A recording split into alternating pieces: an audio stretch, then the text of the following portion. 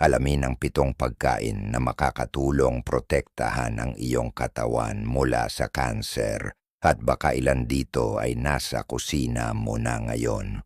Kung iniisip mong imposible na ang pagkain ay makakapagpababa ng panganib, manatili hanggang dulo dahil ang ika-7 pagkain ay karaniwang nakakalimutan pero isa sa pinaka-epektibo. Ang video na ito ay hindi kapalit ng payo ng doktor, ngunit makakatulong ito para gumawa ka ng mas matalanong desisyon para sa iyong kalusugan. Simulan natin sa ika-7 at pababa. Para mas exciting at hindi mo palalampasin ang pinakaimportanteng pagkain. Huminga ng malalim at isipin na bawat tip na ito ay maliit na hakbang para protektahan ang iyong kinabukasan. Sa ika-7 pwesto, nandyan ang broccoli. Hindi lang ito simpleng gulay kundi tunay na superfood. Ang maliliit na bulaklak na berde nito ay parang maliliit na sundalo na lumalaban para protektahan ang iyong mga selula. Mayaman ito sa sulforaphane, isang compound na pinag-aaralan dahil sa kakayahan nitong labanan ang free radicals at bawasan ang panganib ng kanser sa bituka at suso. Kapag ini-steam mo o niluluto ng mabilis, nananatili ang sustansya at mas nagiging bioavailable ang nutrients.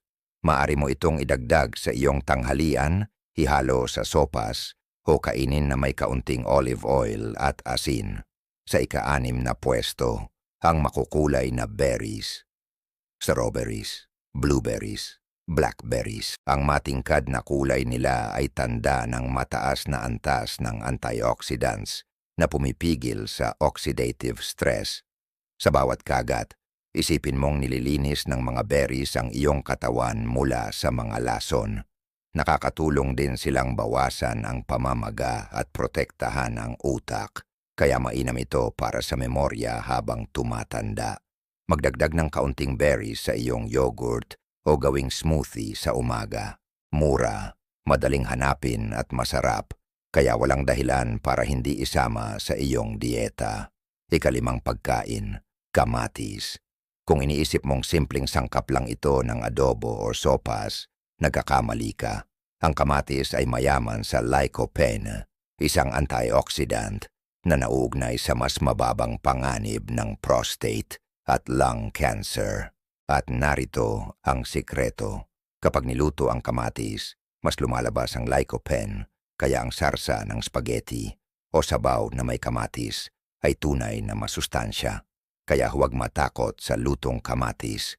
Gawing bahagi ng iyong hapunan at ipagsigawan na ito ay mabuti para sa iyong kalusugan. Pang-4 sa listahan, ang berdeng tsaa.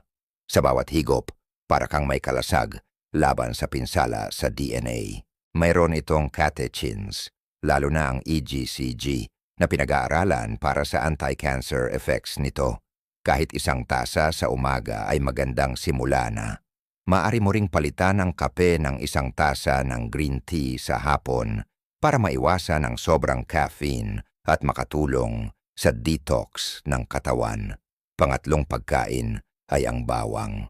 Oo, maaring hindi kaaya-aya ang amoy nito, pero napakalakas ng benepisyo nito. Ang alesen na taglay ng bawang ay may anti-inflammatory at antimicrobial na katangian at pinag-aaralan para sa potensyal nitong bawasan ang panganib ng ilang kanser. Madali itong isama sa iyong mga ulam, igisa kasama ng gulay o durugin at haluan ng kaunting olive oil para sa dressing. Pangalawa sa listahan ay turmeric o luyang dilaw. Ang curcumin na nasa loob nito ay isang makapangyarihang anti-inflammatory compound na sinasaliksik dahil sa potensyal nitong magpabagal sa paglaki ng mga selula ng kanser. Isama ito sa pagluluto, gawin itong tea o inumin bago matulog sa anyo ng golden milk.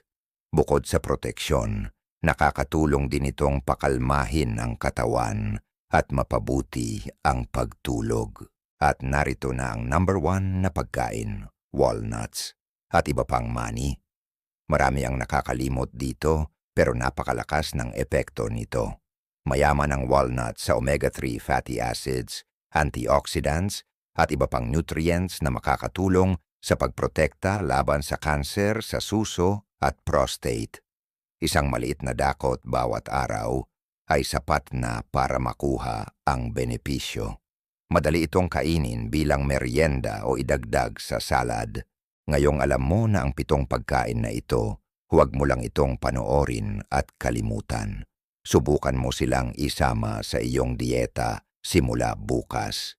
Isipin mo na bawat kagat ay hakbang papalayo sa sakit at papalapit sa mas malusog na buhay. Kung nagustuhan mo ang ganitong klaseng impormasyon, pindutin ang subscribe at ishare ito sa kaibigan at pamilya. At huwag palampasin ang aming susunod na video tungkol sa 5 inumin na makakatulong linisin ang iyong atay. Isang simpleng paraan para makaramdam ka ng mas magaang katawan at mas masigla araw-araw.